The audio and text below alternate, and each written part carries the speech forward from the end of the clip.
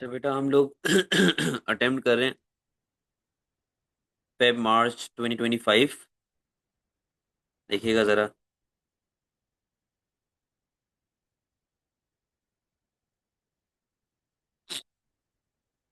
Which cost will continuously decrease as a firm's output increase in the short run. कहता है कौन सी cost जो है वो आपकी कंटिन्यूसली फॉल होती रहेगी जैसे जैसे आपका आउटपुट बढ़ता रहेगा। तो अब जैसे मैं अगर एवरेज कॉस्ट की बात करता हूँ तो बेटा एवरेज कॉस्ट जो है वो यू बनती है, यानी कि वो आगे जाके बढ़ना शुरू हो जाती है। एवरेज वेरिएबल कॉस्ट का भी तकरीबन सेम हिसाब किताब होता है। और मार्जिनल कॉस्ट जो है वो आपकी ऐसे जे तरह से बन रही होती है। अगर हम लोग एवरेज फिक्स कॉस्ट की बात करें तो बेटा वो कंटिन्यूसली आपकी फॉल हो रही होती है जैसे जैसे आपका आउटपुट बढ़ रहा होता है। तो answer is B. What is an example of market failure? A firm incurring a loss by selling goods at a price below average cost. बेटा ये मार्केट फेलियर की कैटेगरी के अंदर नहीं आता। जब आप बिलो कॉस्ट बेच रहे होते हैं तो वो प्रेडेटरी प्राइसिंग की कैटेगरी में जा सकता है। इसके अलावा आपके पास और जो आप लॉस लीडरशिप वाली मामला लेके चल रहे होते हैं उस तरीके से ये किया जाता है। ये मार्केट फेलियर का पार्ट नहीं है। A guaranteed price that results in the accumulation of unsold stock. बेटा ये भी मार्केट फेलियर का पार्ट नहीं है। Low income earners being unable to buy high priced goods. बेटा इससे भी मार्केट फेलियर नहीं होता, ये इनइक्वालिटी ऑफ इनकम है। Under provision of a socially desirable good. Socially desirable मतलब merit good is under consumed. What is likely to prevent the development of an effective cartel in an industry. कहता है जी एक affective cartel किस तरह ineffective हो सकती है, या फिर एक कार्टेल क्यों आपके पास बन नहीं सकती, उसके पीछे वजह क्या हो सकती है। तो पहला लिखा हुआ है हाई कॉन्सेंट्रेशन रेशो। बेटा हाई कॉन्सेंट्रेशन रेशो तो ओलिगोपोली का पार्ट होता है। कॉन्सेंट्रेशन रेशो का मतलब क्या होता है कि 4 to 5 large firms have the highest market share, that या total market share is more than 50% 60%। तो ये तो हमारे पास कार्टेल क्रिएट करता है। ठीक है, ये कार्टेल क्रिएट करता है, ये कार्टेल खत्म नहीं करता। लिमिट प्राइसिंग पॉलिसी, बेटा इससे भी कार्टेल पे कोई इफेक्ट नहीं आता। इससे भी कार्टेल पे कोई इफेक्ट नहीं आता। हाई फिक्स कॉस्ट, बेटा आपकी फिक्स कॉस्ट अगर बढ़ जाती है तो उससे भी आपकी कार्टेल के ऊपर जो है वो कोई इफेक्ट नहीं आता। तो इसका आंसर डी है कि हमारे पास जी क्या चल रहा है कि अगर लो बैरियर टू एंट्री है, यानी कि आपके पास मार्केट में कंपैरेटर कंटिन्यूसली आता जा रहा है। अगर आपके पास मार्केट में कंपैरेटर कंटिन्यूसली आता जा रहा है तो फिर वो जो है बेटा आपके लिए एक प्रॉब्लम क्रिएट कर सकता है कि आप कार्टेल नहीं बन सकते। ठीक है, एक सेकंड जरा रुकिएगा बेटा, एक सेकंड। ठीक है, तो ये हमारे पास बेटे जब कंपैरेटर बढ़ते रहेंगे तो फिर आपके पास कार्टेल का जो एक मामला है वो टूटना शुरू हो जाता है। Question number 4। The diagram shows the firm's cost and revenue. The firm changes its objective from profit maximization to sales revenue maximization. यानी कि आप यहां से उठ के किधर आ गए हैं, आप यहां से उठ के यहां पर आ चुके हैं। सही है। अच्छा जी। Which area on the diagram will show increase in total revenue. अच्छा अब मैं आपको प्रॉब्लम बताता हूँ यहाँ पे क्या बच्चे करते हैं। उन्होंने क्या किया कि उनको पता चल गया कि भाई ये आपका M C is equal to M R चल रहा है। ठीक है, और ये जो है आपके पास फिलहाल ये मामला चल रहे हैं कि आप ये प्राइस लेवल चार्ज कर रहे हो। सही है, ये आपकी क्वांटिटी चल रही है। अच्छा फिर जब वो प्रॉफिट मैक्स से सेल्स रेवेन्यू मैक्सिमाइजेशन के ऊपर आए तो फिर वो ऐसे हो गया। ठीक है, वो कुछ ऐसे हो गया। तो बच्चा कहता है कि before sales revenue maximisation at profit maximisation point ये मेरा रेवेन्यू था।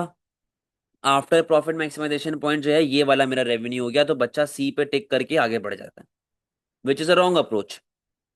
रीजन क्या है मैं आपको बताता हूँ। देखें, ये प्राइस पी थी, ये प्राइस P1 हो गई ना आपकी। बेटा रेवेन्यू कैसे निकलता है? रेवेन्यू निकलता है ये वाली प्राइस मल्टीप्लाई बाय ये वाली क्वांटिटी। तो एट प्रॉफिट मैक्सिमाइजेशन आपका पूरे का पूरा रेवेन्यू जो है ना वो ये होगा। ठीक है, आपका पूरे का पूरा रेवेन्यू जो है वो ये होगा। आफ्टर सेल्स रेवेन्यू मैक्सिमाइजेशन आपका पूरे का पूरा रेवेन्यू जो है वो ये होगा। अब प्रॉब्लम यहाँ पे क्या है? प्रॉब्लम यहाँ पे ये है कि उसने यहां पर तो आपको वैल्यूज दे दी, यहां पर भी value they the, but what about this part जो कि आपके रेवेन्यू का पार्ट है, जो आपके रेवेन्यू का पार्ट है, ये चीज आपको एग्जामिनर ने नहीं दी हुई। समझे बात को? तो हम लोग सिर्फ इस बेसिस पे जज कर लें कि यार हमारी क्वांटिटी जो है वो ये चल रही थी, उस पे प्रॉफिट मैक्सिमाइजेशन पे, सेल्स रेवेन्यू पे ये दो पार्ट एडिशनल आए हैं, तो जी ये हमारा करेक्ट आंसर है। दिस इज रॉन्ग, क्योंकि ये चीज हमारे पास गिवन नहीं है। इसको हमें दूसरी अप्रोच के साथ सॉल्व करना पड़ेगा। इसको हमें दूसरी अप्रोच के साथ सॉल्व करना पड़ेगा। बेटा समझो जरा क्या होना है। अच्छा, हम लोग अज्यूम कर लेते हैं कि भाई लेट से यहां पे आप बेच रहे हैं, यहां पे आप बेच रहे हैं 20 यूनिट्स। यहां पे आप कितने यूनिट्स बेच रहे हैं? 20 यूनिट्स बेच रहे हैं, ठीक है। और प्रॉफिट मैक्सिमाइजेशन पे आप कितने यूनिट्स बेच रहे हैं? प्रॉफिट मैक्सिमाइजेशन पे आप 25 यूनिट्स बेच रहे हैं, ठीक है, अज्यूमिंग। सही है। अच्छा, अब देखो बेटा मेरी बात सुनो। यहाँ पे गेम क्या हो रहा है कि अच्छा, ये जो आपके पास लाइन आ रही है, ये आ रही है मार्जिनल रेवेन्यू की। मार्जिनल रेवेन्यू का मतलब कि आपका एडिशनल रेवेन्यू, हर एडिशनल यूनिट बेचने पे कितना एडिशनल रेवेन्यू आप कमा रहे हैं। अच्छा जी, 20, जो 20th यूनिट था आपका, 20th यूनिट के ऊपर लेट से आपका रेवेन्यू था 100। सही है। फिर जब आप आगे बढ़े, आप 20th से 21st पे आए, 21st पे आए, तो आप खुद एक चीज को देखें, यहां से लेके ऐसे आगे जाने तक में आपकी प्राइसेस जो हैं बेटा वो कंटिन्यूसली फॉल होती जा रही। प्राइसेस कंटिन्यूसली आपकी फॉल होती जा रही। तो जब प्राइस फॉल होगी तो 21st यूनिट पे लेट से आपका जो रेवेन्यू आया है वो 80 का आया। ठीक है। 22nd यूनिट पे आपका रेवेन्यू 60 का आ रहा है, क्योंकि वो और कम होती जा रही है। 23rd यूनिट पे कितना आ रहा है? 40 आ रहा है। 24th यूनिट पे 20 आ रहा है। और 25th यूनिट पे 0, क्योंकि 25th यूनिट आपका ये आ रहा। सही है। तो अब भी मुझे ये बताओ कि हर एडिशनल रेवेन्यू, हर एडिशनल गुड बेचने पे आपको कितना एडिशनल रेवेन्यू मिल रहा है? क्योंकि देखो हमें निकालना है चेंज इन टोटल रेवेन्यू। तो मैं क्या करूंगा, मैं इन सबको ऐड कर दूंगा। मैं इन सबको ऐड कर दूंगा। 100, 180, 240, 280, 300। तो बेटा मेरे पास चेंज इन टोटल रेवेन्यू कितना आ गया? 300। और हर एडिशनल का मेरे पास क्या आ रहा है? 100, 80, 60, 40, 20। वो सब मुझे कहाँ से पता चल रहा है? वो मुझे सब पता चल रहा है सिर्फ इस वाली एक लाइन से, जहां पे मेरा एमआर कंटिन्यूसली फॉल होता जा रहा है और मुझे दिख रहा है कि हाँ यार मेरा एमआर जो है वो नीचे की तरफ जाता जा रहा है। तो हमारे पास जो चेंज, सिर्फ और सिर्फ चेंज इन टोटल रेवेन्यू है, क्योंकि देखो ये चीज तो हमारे पास है ही नहीं ना कहीं पे। तो जो चेंज इन टोटल रेवेन्यू है वो सिर्फ किस पोर्शन से रिप्रेजेंट हो रहा है? वो सिर्फ आपको वाई से रिप्रेजेंट हो रहा है। तो बेटा इसका आंसर क्या बन जाएगा आपके पास? बी। कोई मसले वाली बात? समझ गए?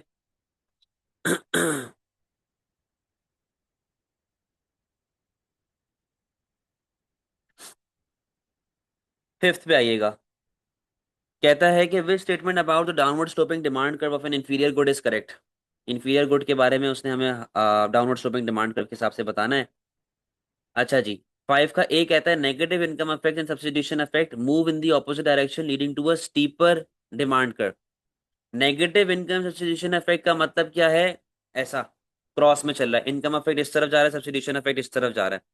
हमने ये बात पढ़ी हुई है कि इन्फीरियर गुड में जो हमारे पास क्या कहते हैं इनकम इफेक्ट है और सब्स्टिट्यूशन इफेक्ट है, ये दोनों ऑपोजिट डायरेक्शन में चलते हैं। ये दोनों ऑपोजिट डायरेक्शन में चलते हैं। ठीक है, तो ये बात तो हमारी यहाँ पे क्लियर हो गई। दूसरी बात, negative income effect. Negative income effect का मतलब क्या है कि हमारे पास substitution effect is greater than income effect in inferior good. आप लोग अगर डायग्राम भी बनाएंगे तो आपको याद आ जाएगा, मैंने बताया हुआ था। गिफिन गुड में income effect always outweighs substitution effect, but in inferior good substitution effect outweighs income effect. ठीक है। तो इनकम इफेक्ट जो है वो हमारे पास जो है वो नेगेटिव चल रहा होता है। फिर जी, substitution effect both move in the opposite direction, ठीक है, leading to a steeper demand curve. बेटा अगर आप लोग नोट्स खोलेंगे तो आपको ये बात भी वहां पे बताई हुई है कि इंफीरियर गुड क्योंकि एक तरीके से नेसेसिटी गुड होता है, तो उसका कर्व जो होता है पीईडी वाला, वो स्टीपर डिमांड कर्व बन रहा होता है। तो इसका आंसर जो है वो ए बन जाएगा। सेम डायरेक्शन में तो बेटा नॉर्मल गुड चल रहा होता है, इसको तो काट ही दो ना। और फिर ये क्या कहता है, positive income effect. Positive income effect नहीं होता, नेगेटिव इनकम इफेक्ट होता है। The diagram shows private and social cost and benefit of production in a free market that result in market failure. Which change in output would be necessary to overcome this market failure? बेटा market failure हमारे पास कब होती है? Market failure बेटा हमारे पास कब होती है, जब हम लोग सिर्फ और सिर्फ अपने बारे में सोचते हैं। हम लोग कहते हैं कि जी प्राइवेट बेनिफिट और प्राइवेट कॉस्ट कहाँ पे इक्विलिब्रियम क्रिएट कर रहा है, ये चीज मैंने आप लोगों को सिखाई हुई है, हम सिर्फ अपने बारे में सोचें। तो इस डायग्राम के हिसाब से बेटा आपका मार्जिनल प्राइवेट कॉस्ट और आपका मार्जिनल प्राइवेट बेनिफिट कहाँ पर है, वो यहाँ पर है। यानी कि करंटली आप लोग यहाँ पर ऑपरेट कर रहे हैं, एमपीसी एमपीबी, ठीक है। आप लोग करंटली जो हो बेटा यहाँ पर ऑपरेट कर रहे हो, ये आपका पहला पॉइंट आ गया, सही है। कहता है कि आप मार्केट फेलियर को ओवरकम करके सोशली ऑप्टिमम लेवल के ऊपर जा रहे हैं। तो सोशली ऑप्टिमम लेवल कहाँ पे होता है, जहां पर एमएसबी और एमएससी दोनों क्या हो, बराबर हो। तो बेटा आप कहाँ से कहाँ जा रहे हो, आप पॉइंट एम से उठ के पॉइंट एल तक जा रहे हैं, तो सिक्स का आंसर क्या बन जाएगा आपके पास, सी बन जाएगा।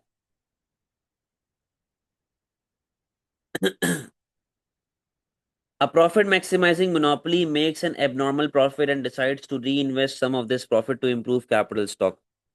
कहता है जी एक मोनोपोली है जो एबनॉर्मल प्रॉफिट कमाती है और वो री इन्वेस्ट कर रही है कैपिटल स्टॉक खरीदने के लिए, यानी कि मशीन्स वगैरह की तरफ जाना चाह रही है।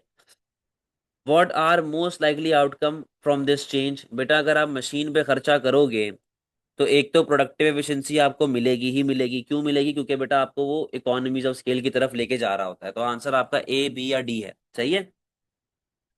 What about dynamic efficiency, dynamic efficiency भी मिलती है क्योंकि ओवरऑल आपको इकोनॉमीज ऑफ स्केल से इंटरनल एक्सटर्नल दोनों मिल रहे होते हैं। भाई अगर मुझे पता चलेगा अब्दुल्ला कोई मशीन लगा रहा है, मैं उसका एक कंपेरेटर हूँ, उसका सब्स्टिट्यूट हूँ, तो मैं भी वो मशीन लगा लूंगा, डायनेमिक एफिशिएंसी आ जाएगी।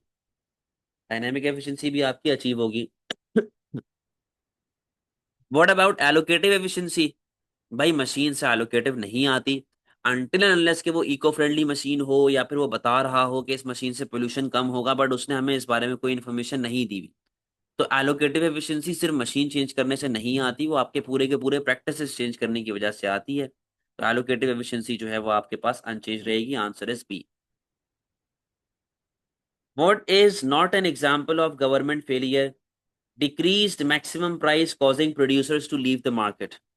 हम लोग मैक्सिमम प्राइस गिरा दें ताकि प्रोड्यूसर्स जो है वो मार्केट से चले जाएं, बेटा ये गवर्नमेंट फेलियर है क्योंकि ये मैक्सिमम प्राइस का एक ड्रॉबैक है। Higher guaranteed price encouraging suppliers to overproduce, तो बेटा जब आप लोग ओवर प्रोडक्शन की तरफ जाएंगे तो आपके पास मार्केट फेलियर का थ्रेट आना शुरू हो जाएगा ना। ओवर प्रोडक्शन, ओवर कंजम्पशन, तो मार्केट फेलियर का थ्रेट आपके पास आना शुरू हो सकता है, उसका डर आपके पास बैठा रहेगा। Increase minimum wage leading to employers dismissing workers, तो इससे आपके पास अनएम्प्लॉयमेंट क्रिएट हो जाएगी भाई। अनएम्प्लॉयमेंट क्रिएट हो जाएगी, मसले मसाइल शुरू हो जाएंगे। Increased subsidies encouraging the consumption of socially desirable product, बेटा ये गवर्नमेंट का फेलियर नहीं है, ये गवर्नमेंट की पॉलिसी है कि भाई हम लोग मैरिड गुड के ऊपर सब्सिडीज वगैरह दें, हम लोग मैरिड गुड पे सब्सिडीज वगैरह दें ताकि मैरिड गुड लोग ज्यादा खरीदें और ओवरऑल हमें बेनिफिट मिले। तो इसका आंसर क्या बन जाएगा, डी। आगे, when does a more equal distribution of income occur, more equal distribution of income आपके पास कब आती है, एक सेकंड जरा रुकिएगा यार।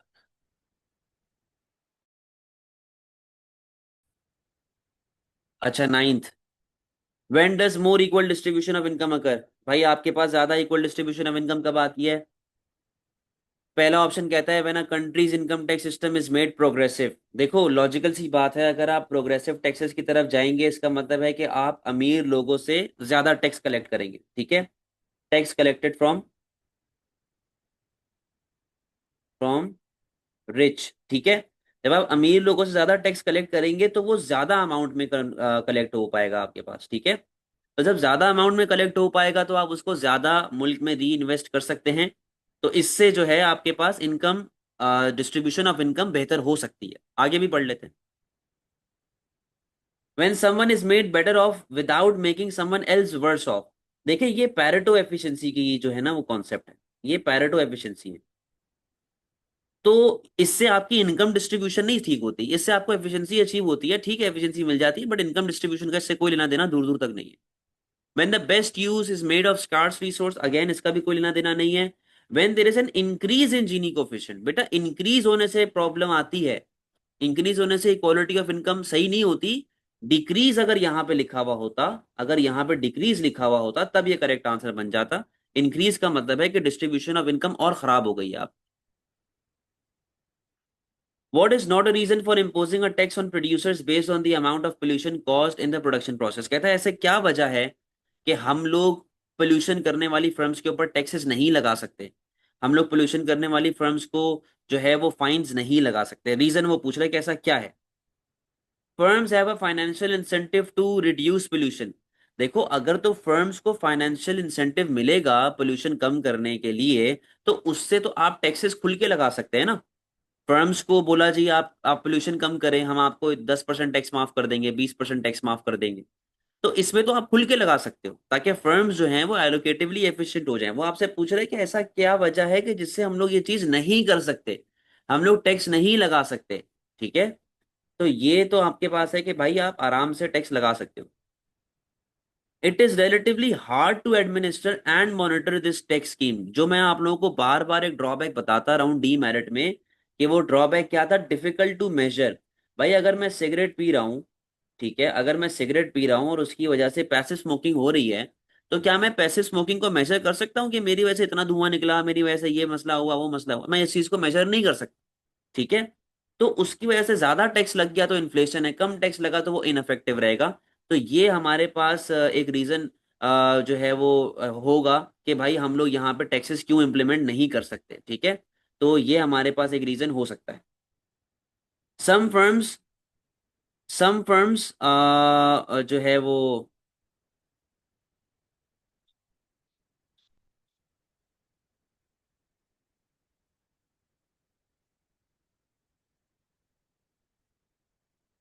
हाँ सी पे आइएगा। Some firms cause less pollution than others. तो भाई क्या मतलब है इसके अंदर, अगर आप सम फर्म ज्यादा कमाते हैं कम टैक्स लगा तो वो उस हिसाब से टैक्सेस देंगे पोल्यूशन के हिसाब से, सही है। तो इसके अंदर भी आप लगा सकते हैं।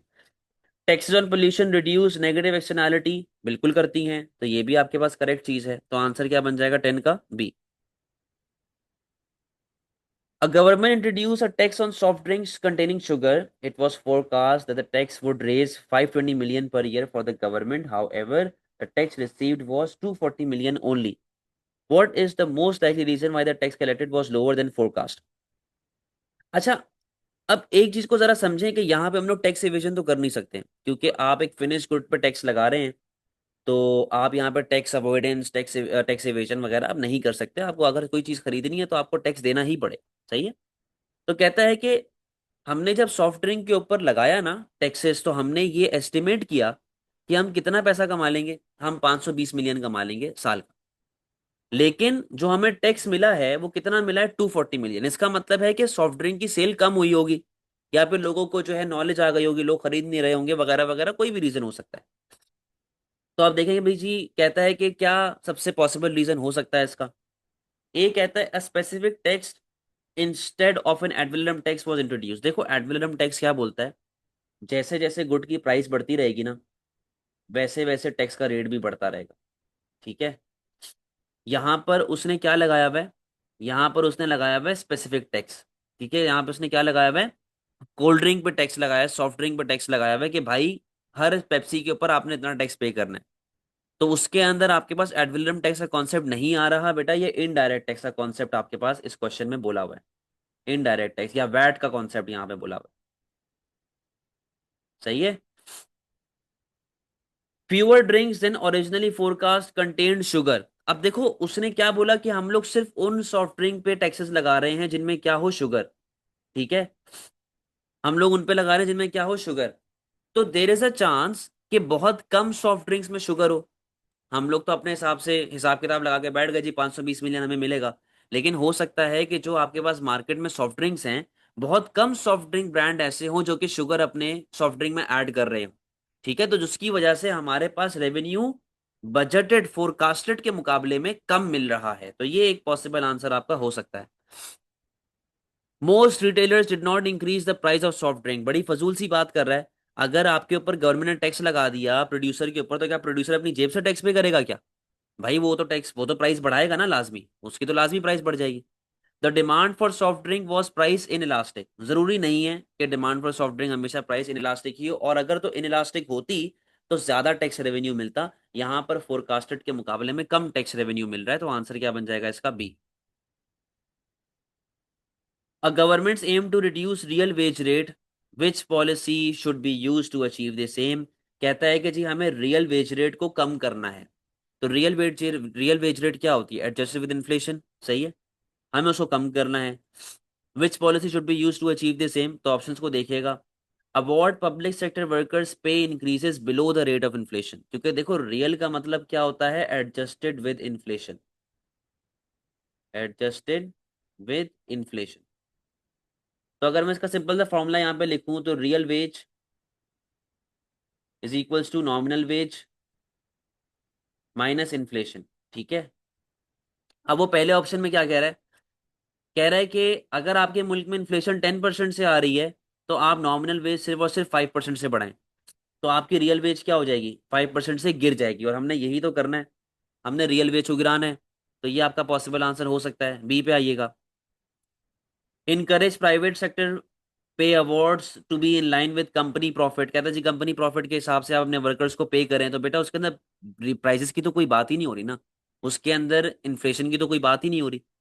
Introduce a minimum hourly wage for ununionized low paid workers. Again यहाँ पर भी प्राइसेस की कोई बात नहीं हो रही।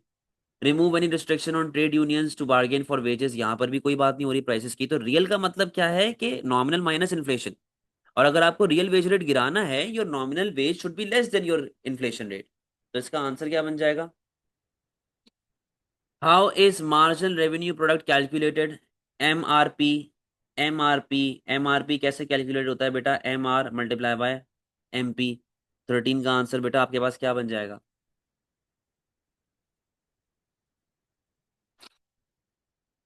अ teacher currently earns $30,000. She would be willing to continue in that teaching job provided she earned at least 25,000. Also, she would prefer to remain a teacher than change to her next best alternative employment or as an accountant where she could earn 40,000. Which statement is correct? कहते हैं भाई एक teacher है, वो महीने के कितने पैसे कमाती है? तो ये $30,000 कमाती है, साल के, सॉरी कितने कमाती है? 30,000। कहती है कि भाई मुझे कम से कम भी 25,000 तक मिल जाए तो मेरी जरूरियात पूरी हो जाएगी, मेरे लिए इनफ है। ठीक है, कहते हैं अगर मुझे अगली अपनी जॉब पे 25 भी मिल जाए ना तो मैं कंटिन्यू करती रहूंगी, मैं जाऊंगी। और वो छोड़ रही है एक अकाउंटेंसी की जॉब जहां पर वो साल के कितने पैसे कमा सकती है? 40,000 कमा सकती है। What is the correct statement? कहता है कि हर economic rent as a teacher is 5,000। देखो बेटा इकोनॉमिक रेंट क्या होता है? जो आपकी करंट वेज चल रही है, current wage minus transfer earning. और ट्रांसफर अर्निंग क्या होती है? कि लीस्ट अमाउंट जो हम लोग लेते हैं कि जी मुझे मिनिमम इतना तो चाहिए ही चाहिए। तो आपको जो हमारी टीचर हैं उनको मिनिमम कितना चाहिए? 25,000। उनको पैसे कितने मिल रहे हैं? 30,000। तो भाई 30,000 माइनस 25,000, तो इनका जो है वो इकोनॉमिक रेंट क्या आ जाएगा? 5,000। तो ये आपका पॉसिबल आंसर हो सकता है 14 का। हर economic rent as an accountant is 10,000। कहते हैं भाई उसका जो इकोनॉमिक रेंट है एज एन अकाउंटेंट वो 10,000। देखो बेटा पहली बात तो ये कि ये 10,000 है नहीं, क्यों? क्योंकि आपको एटलीस्ट कितने पैसे कमाने? 25,000। और 25,000 इज योर ट्रांसफर अर्निंग, जो जो एक लीस्ट अमाउंट है जो आपने कमानी है। अकाउंटेंसी पे कितने पैसे मिलेंगे? 40,000। तो भाई यहाँ पर उसका जो इकोनॉमिक रेंट है ना वो 15,000 का है, वो 10,000 का नहीं। ठीक है। हर transfer earning as a teacher is 30,000, नहीं भाई, हर ट्रांसफर अर्निंग इज 25,000। हर transfer earning as an accountant is 15,000, no. तो आंसर क्या बन जाएगा इसका? A. What does the accelerator principle explain? बेटा एक्सीलरेटर क्या होता था? कि जब आपके पास जीडीपी बढ़ता था, आपकी इनकम लेवल बढ़ती थी, उस हिसाब से हम लोग अपने मुल्क में इन्वेस्टमेंट बढ़ाना भी शुरू कर देते थे। तो बेटा यहाँ पे कौन सा ऑप्शन है? ये रहा कि जब इनकम वगैरह बढ़ेगी आप इन्वेस्टमेंट को बढ़ा देंगे। The diagram shows an economy's production possibility curve, what causes a movement from X to Y. आपका एक्चुअल बढ़ गया है, सिंपल है, इसके अंदर क्या रॉकेट साइंस है? आपका एक्चुअल आगे की तरफ जा रहा है, इसको भी अगर गलत करेंगे तो भाई बड़ी शर्म की बात है। In the quantity theory of money equation, MV is equals to PTV is defined as an income velocity of circulation. सही है। Which change would tend to reduce velocity of circulation? इनमें कौन सी ऐसी चीज हो कि जिससे आपके पास velocity of circulation कम हो जाए? velocity of circulation का मतलब इस तरीके से समझ लें कि पैसा आपके मुल्क में कितने से घूम रहा है, सही है, कितनी बार घूम रहा है, कितने से घूम रहा है। तो पहला ऑप्शन कहता है a move to monthly rather than weekly salary payment by firm. देखो बेटा, इस तरीके से सोचो कि अगर मैं आप मेरे वर्कर्स हैं और मैं आपको वीकली बेसिस पे पैसे देता हूँ, तो आप वीकली बेसिस के हिसाब से शॉपिंग करेंगे, आप सौदा खरीदेंगे वीक के हिसाब से, आप दाल सब्जी खरीदेंगे वीक के हिसाब से, ठीक है, फ्रूट्स वगैरह खरीदेंगे वीक के हिसाब से। यानी कि आपकी 3-4 बार, 5-6 बार दुकान पे स्टोर पे चक्कर लगेगा और 5-6 मरतबा आपकी इस तरह की ट्रांजेक्शन हुआ करेंगी। लेकिन अगर मैं आपको मंथली पेमेंट दूंगा, तो आप एक ही बार ना ही जाओगे महीने में, और ना ही जाके इम्तियाज जाके आप एक ही बार सारा सामान पूरे महीने का लेके आ जाओगे, ठीक है। तो जब आपके पास इनकम लेवल मैं मंथली के हिसाब से देना शुरू कर रहा हूं, तो इसका मतलब यहाँ पे क्या आ रहा है कि आपके चक्कर जो है सुपरमार्केट पे कम लग रहे हैं, और हमारी वेलोसिटी और सर्कुलेशन कम हो रही है। तो वो यही चीज तो आपसे कह रहा है कि भाई हमने वेलोसिटी ऑफ सर्कुलेशन को कम करना है। तो ये आपका करेक्ट आंसर हो सकता है कि आप कम स्टोर वगैरह पे जाएंगे, आप उस हिसाब से कम शॉपिंग कर रहे होंगे, तो आपका जो है वो वेलोसिटी ऑफ सर्कुलेशन कम हो जाएगी। एन इंक्रीज इन इंटरेस्ट रेट, इंटरेस्ट रेट अगर हमारे पास बढ़ जाता है तो लोग सेविंग की तरफ जाएंगे, ठीक है। सी कहता है an increase in the use of cash machines to reduce money balances held. इससे भी देखो, आपके पास पैसा तो एटी कह रहा है कि यार आप एटीएम कार्ड के थ्रू पेमेंट करें, डेबिट क्रेडिट कार्ड के थ्रू पेमेंट करें, तो भाई उससे भी तो पैसा ही ट्रांसफर हो रहा है ना आपका। और decrease in the use of credit card bye individuals, credit card के डिक्रीज यूज होने से कुछ नहीं होता, आपके पास कैश वगैरह के बारे में थोड़ी बताया हुआ है।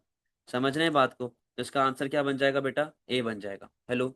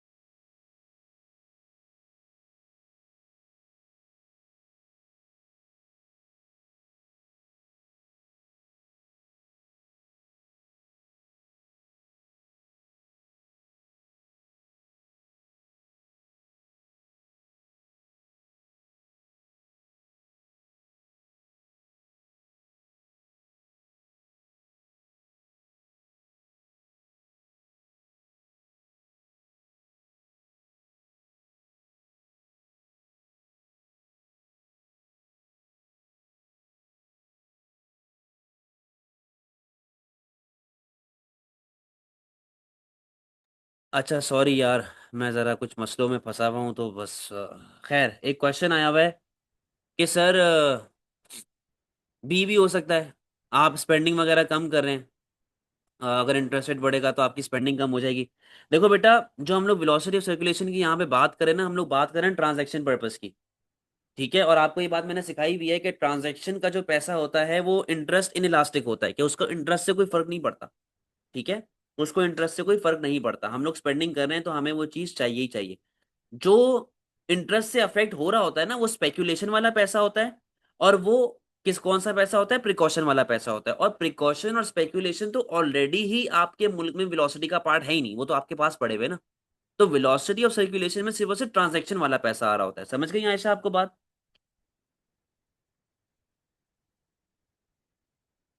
18, what is most likely to improve the occupational mobility of labour. कहता है जी ऑक्यूपेशनल मोबिलिटी ऑफ लेबर किस तरीके से आपके पास इंप्रूव होगी। तो पहला ऑप्शन है अ decrease in income tax that increases aggregate demand. तो इससे ऑक्यूपेशनल मोबिलिटी पे क्या इफेक्ट पड़ेगा? देखो ऑक्यूपेशन में तो तब आएगा ना जब आप ट्रेनिंग वगैरह देंगे, रिसर्च एंड डेवलपमेंट करेंगे, एजुकेशन देंगे। डिक्रीज इन अनएम्प्लॉयमेंट, इससे भी कोई फर्क नहीं पड़ेगा।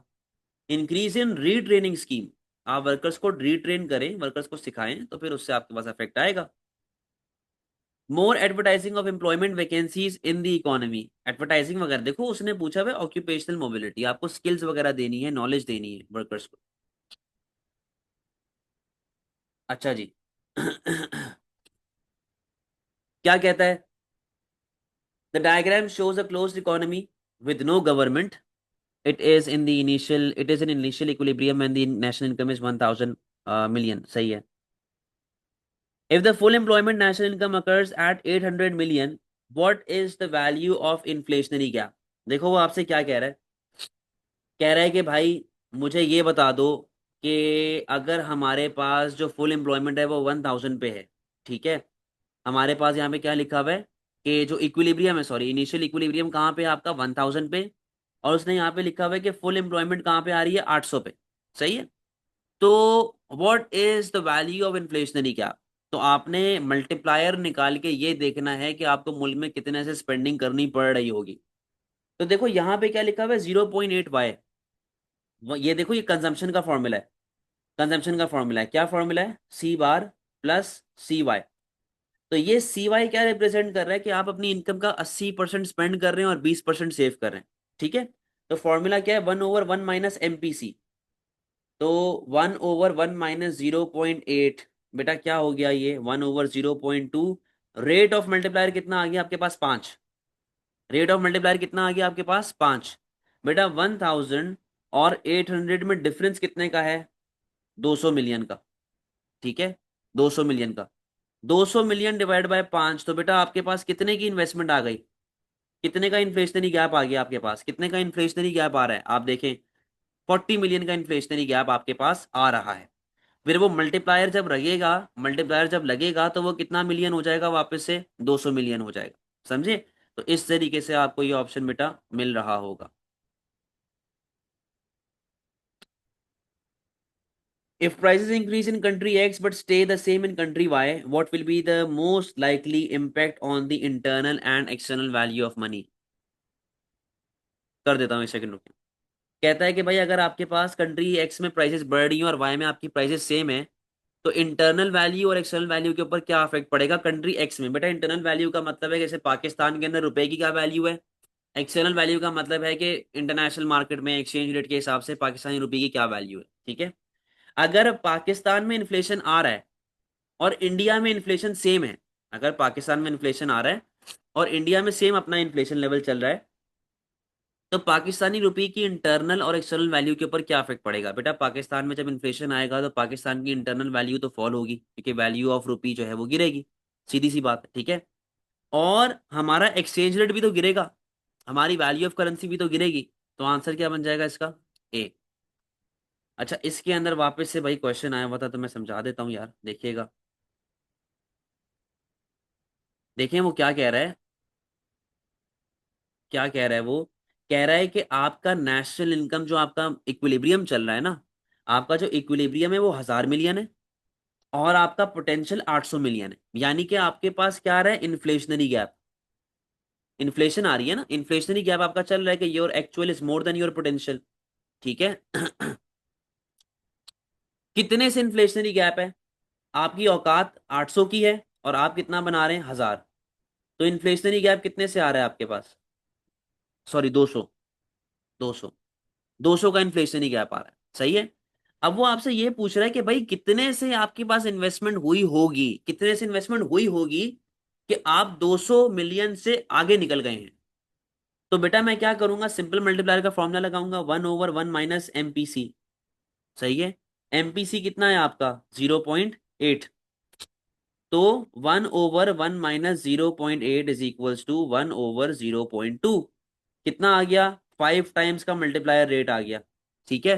ये 5 टाइम्स लगने के बाद आपकी वैल्यू कितनी आ रही है, 200। तो 5 टाइम्स लगने से पहले आपकी वैल्यू क्या होनी चाहिए, 200 डिवाइड बाय 5, क्या आंसर बन जाएगा, ए। समझ गई अब आयशा।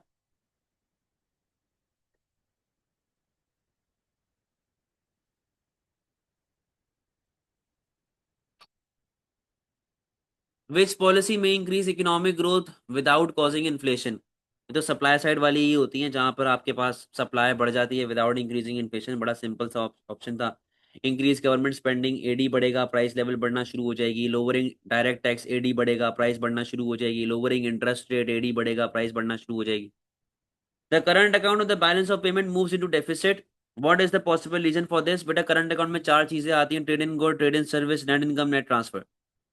तो कहता है किस तरीके से डेफिसिट में जा सकता है भैया, a decrease in tax revenue, tax revenue decrease होने से होगा ये कि करंट अकाउंट बैलेंस में मूव इन डेफिसिट, ठीक है। What is the possible reason for this? अच्छा अब देखो, ये जो है ना हमारे पास एक बहुत लंबी एक स्टोरी बन जाती है कि अगर टैक्सेस हमारे पास डिक्रीज होंगे तो उससे इनकम बढ़ेगी, इनकम बढ़ेगी तो स्पेंडिंग बढ़ेगी, इंपोर्ट वगैरह बढ़ना शुरू हो जाएंगे, हम लोग डेफिसिट में जाना शुरू हो जाएंगे। पॉसिबल आंसर हो सकता है, लेकिन एक काफी लंबी कहानी है। फिर आगे कहता है export led growth. Export led growth तो बेटा एक्सपोर्ट बढ़ेगी ना, उससे तो आप सरप्लस में जाओगे। Repayment of debt to other countries, कहता है जी आपने डेट वापस कर दिया तो उससे आपका उधार कम हो जाएगा ना, तो उससे भी आपके पास सरप्लस में जाना शुरू हो जाएगा। इंपोर्ट ऑफ न्यू टेक्नोलॉजी, देखो न्यू टेक्नोलॉजी को जब आप इंपोर्ट कर रहे हैं तो वो ट्रेड इन गुड की कैटेगरी के अंदर आ जाता है। ठीक है, वो ट्रेड इन गुड की कैटेगरी के अंदर आ जाता है। और टेक्नोलॉजी क्योंकि महंगी भी होगी, मशीन्स महंगी भी होती हैं, तो उससे आपके इंपोर्ट्स ज्यादा बढ़ने के चांसेस हैं एज कम्पेयर टू जो फर्स्ट वाला पॉइंट हमारा ए था। तो आंसर क्या बन जाएगा इसका 22 का? D. Which policy would not lead to an increase in the value of country's currency, कहता है कंट्री करेंसी कब आपकी नहीं बढ़ेगी, तो पहला ऑप्शन कहता है an increase in domestic inflation. Yes, मतलब अगर इन्फ्लेशन आ रहा है तो आपके एक्सपोर्ट्स गिरेंगे ना, तो इससे आपकी करेंसी की वैल्यू नहीं बढ़ेगी। ठीक है। इंक्रीज इन इंटरेस्ट रेट, लोग आपकी कंट्री में सेव करेंगे तो इससे आपकी वैल्यू बढ़ेगी। Increase in income abroad, remittances आएंगे तो उससे भी आपकी वैल्यू बढ़ेगी। Increase in tourist visiting, trade and service आपके पास बढ़ेगा तो वैल्यू बढ़ेगी। Answer is a. In an economy with unemployment with unemployed resources, the marginal propensity to consume is point 0.2. The government increases its budget deficit and finances it by selling bonds to the non-bank private sector. What is the likely consequence of this? अब देखो बात सुनो, क्या चल रहा है यहाँ पे।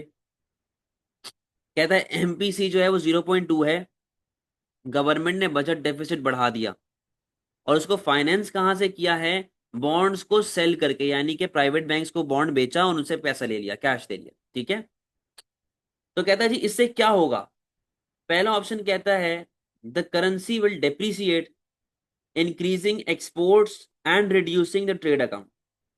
देखो पहली बात तो ये कि जब आप बॉन्ड्स को सेल करते हैं, आप जब बॉन्ड्स को सेल करते हैं तो उससे आपका मनी सप्लाई फॉल होती है, ये बात आप लोगों को पता होनी चाहिए। तो जब मनी सप्लाई फॉल होती है तो रेट ऑफ इंटरेस्ट बढ़ता है, और जब रेट ऑफ इंटरेस्ट बढ़ता है ना तो करेंसी की वैल्यू एप्रिसिएट होती है, डेप्रिसिएट नहीं हो। The increase in real output will be limited as the value of multiplier is low. ये बात जायज है, क्योंकि देखो आप स्पेंडिंग कितनी कर रहे हैं, खाली 0.2, तो 1/1 माइनस 0.2, तो आपके पास क्या अमाउंट आ जाएगी?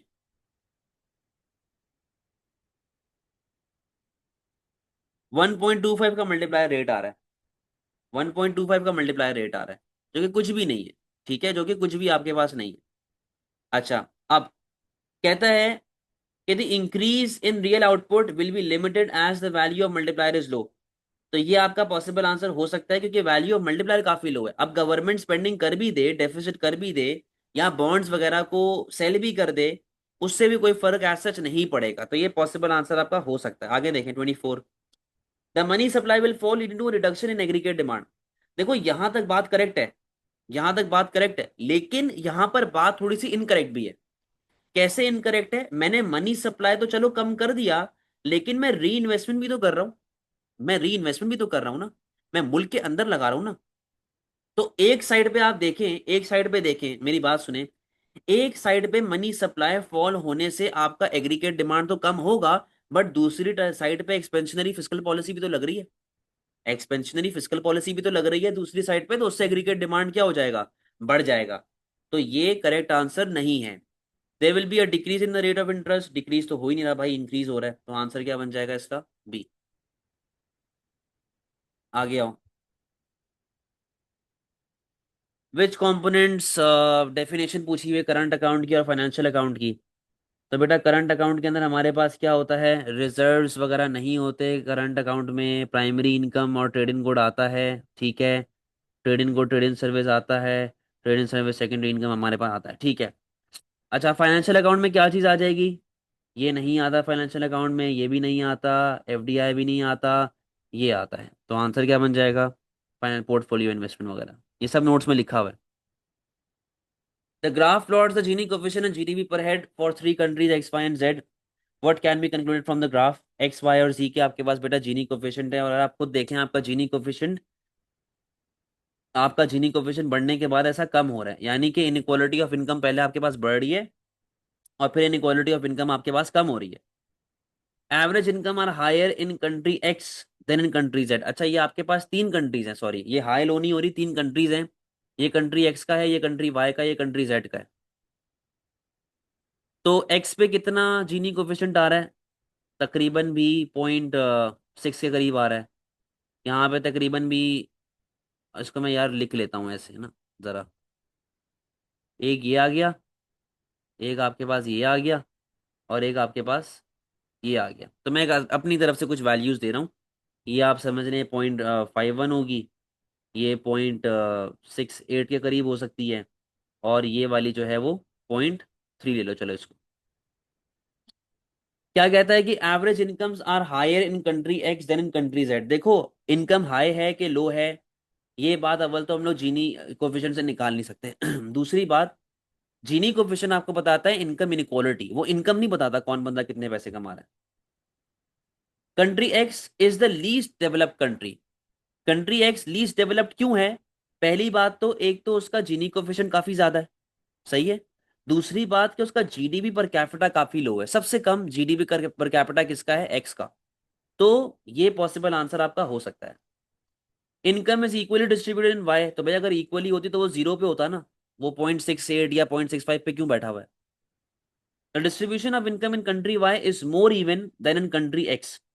कहता है कंट्री वाई में ज्यादा इवन है, एक्स में कम, इस एक्स से ज्यादा मुकाबले में। आप खुद देखें, एक्स का जीनी कोफिशिएंट कम है, वाई का जीनी कोफिशिएंट ज्यादा है। तो वाई में इनकम इनक्वालिटी ज्यादा होगी as compare to X. Answer क्या बन जाएगा? What is least likely to lead to an increase in optimum population? Optimum population increase होने में सबसे कम कब सबसे कम जो इनपुट है वो किसका होता है? An improvement in labour productivity. Optimum population इससे आपका बढ़ेगा, क्यों? क्योंकि आपका जीडीपी पर हेड बढ़ रहा होता है। Improvement in quality of technology and capital, इससे भी आपके पास बढ़ेगा क्योंकि आपके पास जीडीपी पर कैपिटा बढ़ता है। An increase in birth rate and fall in death rate. इससे जो है ना आपका ऑप्टिमम पॉपुलेशन जो है वो गिरता है, इससे गिरता है। क्योंकि ऑप्टिमम पॉपुलेशन का फॉर्मूला क्या होता है? Population, oh sorry, GDP divide by population. तो इससे आपके पास आता है जीडीपी पर कैपिटा। तो ऑप्टिमम पॉपुलेशन वो पॉइंट होता है जहां पे जीडीपी पर कैपिटा आपका हाईएस्ट होता है। अगर बेटा बर्थ रेट बढ़ गया या डेथ रेट आपके पास कम हो गया, डेथ रेट कम हो गया, इन दोनों से पॉपुलेशन क्या होगी? बढ़ेगी, और जीडीपी पर कैपिटा आपका फॉल होना शुरू हो जाए। And increase in the availability of natural resources, भाई इससे भी आपका जो है वो ऑप्टिमम पॉपुलेशन जो है वो बेहतर हो जाती है, जीडीपी पर कैपिटा बढ़ जाता है। तो answer is C. What is not included as weighted indicator of poverty in MPI multidimensional poverty index? ये मैंने टेबल पूरा एक नोट्स में डाला हुआ है। कुकिंग फ्यूल उसके अंदर होता है, तो ये होता है उसके अंदर भाई, यस। इलेक्ट्रिसिटी जो होती है ये भी होती है, यस। मेडिकेशन नहीं होती, वाटर होता है। तो आंसर क्या बन जाएगा? C. Which role is performed by the World Bank but not by IMF? आप लोगों को नोट्स में वर्ल्ड बैंक और आईएमएफ का कंप्लीट डिफरेंस बताया हुआ है कि दोनों में क्या डिफरेंसेस चल रहे होते हैं और वो क्या होते हैं। Facilitating free trade among member countries, बेटा ये दोनों का काम है, ये दोनों का काम है। Providing assistance to members countries to plan fiscal policy, ये भी दोनों का काम है। Providing bailout packages to countries facing external account of challenges, ये भी दोनों का काम है। Providing monetary assistance to member countries to build infrastructure, ये सिर्फ किसका काम होता है? वर्ल्ड बैंक का। या आईएमएफ का काम नहीं है, या आईएमएफ का काम नहीं। ठीक है, तो मतलब सॉरी, नो नहीं लिखना चाहिए, इसको ऐसे लिखो, बोथ, बोथ, बोथ और वर्ल्ड बैंक, सही है। Some economists argue there is a little evidence of the value of aid in improving economic development in less developed countries. कुछ इकोनॉमिस्ट ये आर्ग्यू करते हैं कि यार there is little evidence of the value of aid improving economic development in less developed country, यानी कि जो आपको एड्स वगैरह मिलती हैं उनसे काफी कम आपके पास इकोनॉमिक ग्रोथ आती है, मतलब कि कुछ इकोनॉमिस्ट आर्ग्यू करते हैं। विच situation supports this claim? Capacity of benefit from transfer of communications technology has increase. तो भाई इससे तो आपके पास इकोनॉमिक डेवलपमेंट आनी चाहिए ना। इससे तो इकोनॉमिक डेवलपमेंट आनी चाहिए कि अगर आपके पास कम्युनिकेशन बेहतर हो रही है, टेक्नोलॉजी बेहतर हो रही है, तो इकोनॉमिक डेवलपमेंट आनी चाहिए। यहाँ पे वो कहता है कि भाई नहीं आनी चाहिए। ठीक है, कोई फायदा नहीं होता एड्स का लो इनकम कंट्रीज को डेवलप करने के लिए या फिर ग्रोथ की तरफ ले जाने में। Investment in infrastructure has created transport link and port facilities, तो भाई ये भी आपको फायदा देगा। Over reliance on technical assistance has impaired local initiatives and innovation, yes. अगर आप बाहर से एड पे डिपेंडेंट रहेंगे, आपका अपना दिमाग कभी भी इस्तेमाल नहीं हो पाएगा, आप खुद कभी भी काम नहीं कर पाएंगे, ग्रोथ नहीं लेके आ पाएंगे। Projects for education and training have help to enhance the supply side, तो भाई इससे भी आपके पास लो इनकम कंट्रीज को फायदा हो रहा होता है। तो इसका आंसर क्या बन जाएगा बेटा? सी बन जाएगा। कोई मसले वाली बात? समझ गए सारी चीजें?